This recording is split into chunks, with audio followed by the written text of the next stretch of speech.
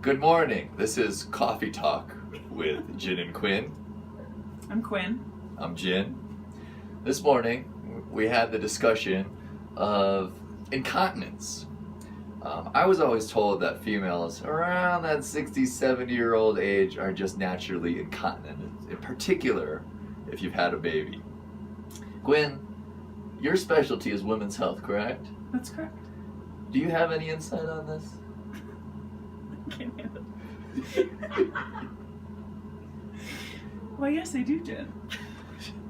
So, it's a common perception that as you age, it's just what's going to naturally happen. And it is a common thing to happen, but it is not, it doesn't happen to everybody. And it isn't normal. And it can be treated. It can take a little bit longer to improve strength if it is just total stress incontinence, but it can be improved.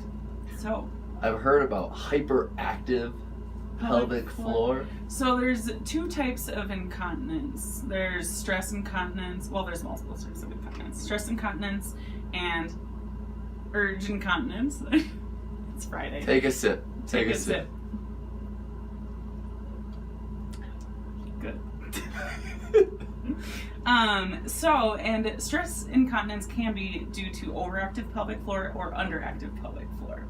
So, how overactive pelvic floor causes stress incontinence, it's kind of like having a really uptrained dysfunctional muscle.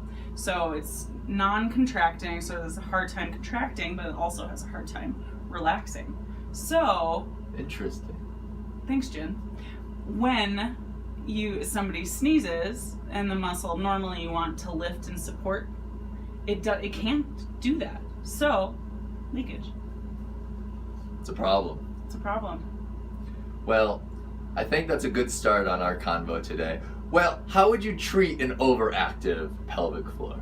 So, if you're thinking a muscle's already upregulated, you don't want to continue to upregulate it because then it's just going to be more dysfunctional. So you need to teach them to relax the muscles, improve the lengthening, and then add strengthening as they improve the motor control. And lastly, how would you know the difference between someone who has an overactive pelvic floor as opposed to underactive weakness? So if you're not doing a vaginal exam, is that what you're asking? Yes. Okay. Touche. So you can palpate on the medial ischial tuberosity.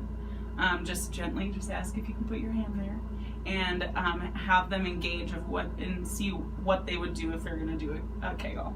And if you can feel a little gentle lifting away, that's the engagement. So if they have overactive pelvic floor, likely it's kind of has a little bit slower up. And then as they try to release, it's even slower. Like they have a hard time releasing the muscles. You can look at global things like if they're really like high stress, if they have urge incontinence, a lot of abdominal or pelvic pain. Those are all signs of overactive pelvic floor, or it can be related. So those are all some techniques. And if you are worried or think possibly that your patient has overactive pelvic floor, send them to myself or Stephanie in Edwards, and we can do a quick evaluation and give them some techniques to learn how to relax the pelvic floor. Excellent. I think that's a great informational forum for Jin and Quinn's first coffee talk. Coffee talk. We usually finish off with flossing. Happy flossing, everybody. Happy flossing.